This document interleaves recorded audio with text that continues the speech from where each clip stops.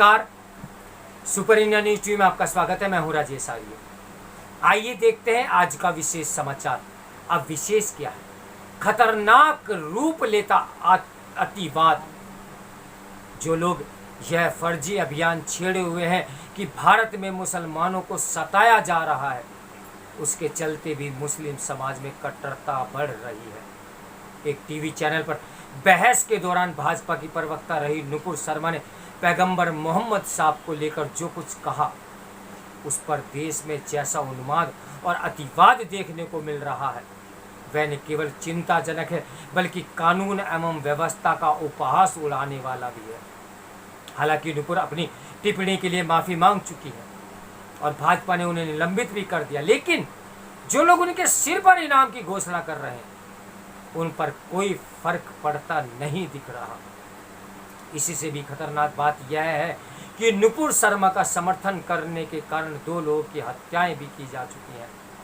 अमरावती के उमेश कोले और उदयपुर के कन्हैया लाल को सिर्फ इसलिए निर्ममता से मार डाला दिया गया क्योंकि उन्होंने नुपुर का समर्थन किया था।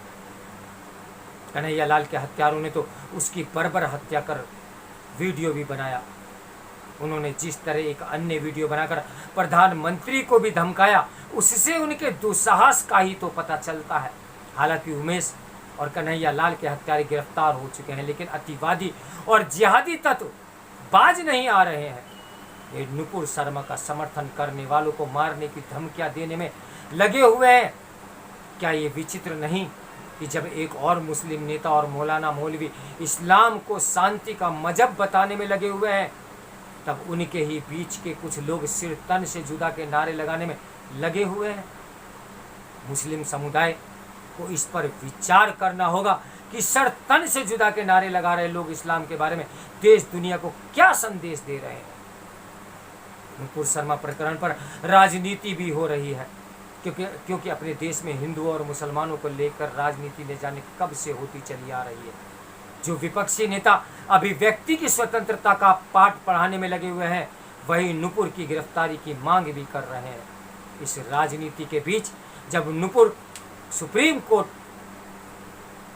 यह मांग लेकर गई कि उनके खिलाफ दर्ज तमाम एफआईआर को दिल्ली स्थानांतरित कर दिया जाए क्योंकि उनकी जान को खतरा है, तो वहां से उन्हें फटकार तो मिली ही, उन्हें कन्हैया लाल की हत्या का जिम्मेदार भी बता दिया गया। यदि सुप्रीम कोर्ट की नज़र में कन्हैया लाल की हत्या के लिए नुपुर शर्मा जिम्मेदार है, तो टीवी डिबेट में शिवलिंग पर कटाक्ष कर उन्हें उकसाने वाले तस्लीम रहमानी जिम्मेदार क्यों नहीं है? ये बहुत बड़ा प्रश्न है। निसंदेह सुप्रीम कोर्ट की अनपेक्षित टिप्पणियों ने देश को सही संदेश नहीं दिया। यही कारण रहा कि 15 पूर्व जजों समेत करीब 100 गणमान्य लोगों ने सुप्रीम कोर्ट की टिप्पणियों को लक्ष्मण रेखा का उल्लंघन करार दिया है।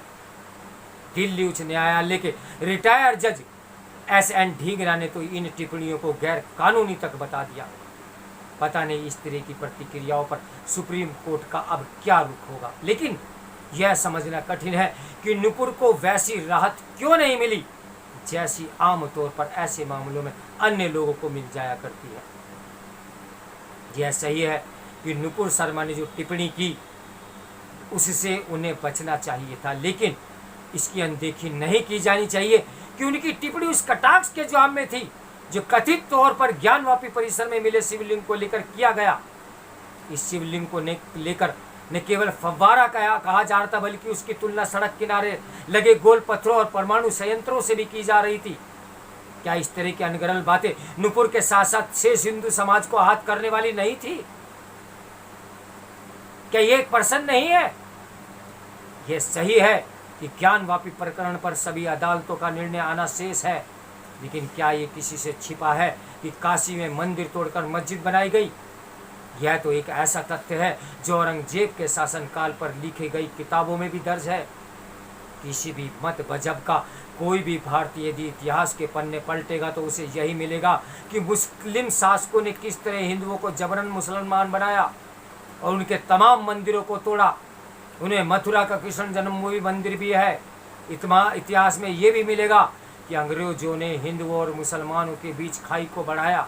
ये खाई इतनी बड़ी कि आज मुसलमान यह भी नहीं याद रखना चाहता कि वे एक समय उनके पूर्वज हिंदू ही थे। वास्तव में इसी सोच और अंग्रेजों की ओर से पैदा की गई खाई ने भारत का विभाजन कराया।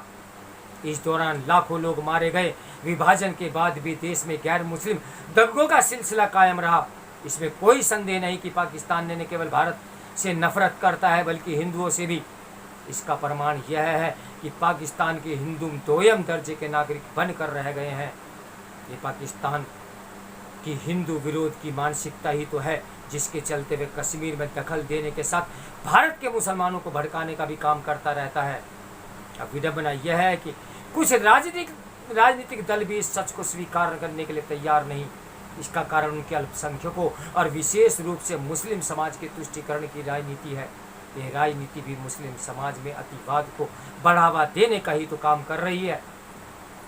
कुछ राजनीतिक दलों के साथ तथाकथित सेकुलर वह जो फर्जी अभियान छेड़े हुए हैं कि भारत में मुसलमानों को सताया और दबाया जा रहा है, उसके चलते भी मुसलमान समाज में कट्टरता बढ़ रही है। उनके दिमाग में ये काल्पनिक बात घर कर रही है कि उसे वास्तव में क्या सताया जा रहा है। ये कट्टरपंथ को बढ़ावा देने वाली राजनीति कितनी खतरनाक रूप ले चुकी है, इसका प्रमाण कन्हैया लाल की हत्या उसी तरह से किया जाना जैसे इस्लामिक स्टेट के अंत की करते रहे हैं। जो राजनीतिक दल मुस्लिम समाज का तुष्टीकरण करने में लगे हुए हैं, वे यह चाहते हैं कि हिंदू समाज ये भूल जाए कि मुगलों के शासनकाल में उस पर भयंकर अत्याचार हुए। ये संभव नहीं और हो भी नहीं सकता। सच तो यह है कि 1991 में धर्मस्थल कानून ने हिंदू समाज की वेदना को बढ़ाने का ही काम किया, क्योंकि उसके जरिए उसे एक तरह से यही संदेश दिया गया कि वे अपने पर हुए अत्याचारों को भूल जाए। इससे भी खराब बात यह हुई कि इन अत्याचारों को झूठ साबित करने की कोशिश की गई। ये कोशिश आज भी जारी है।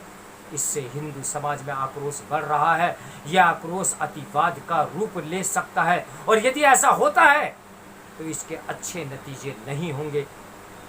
उचित यह होगा कि हर किस्म के अतिवाद को रोकने का प्रयास हो, इसमें सभी भागीदार बने।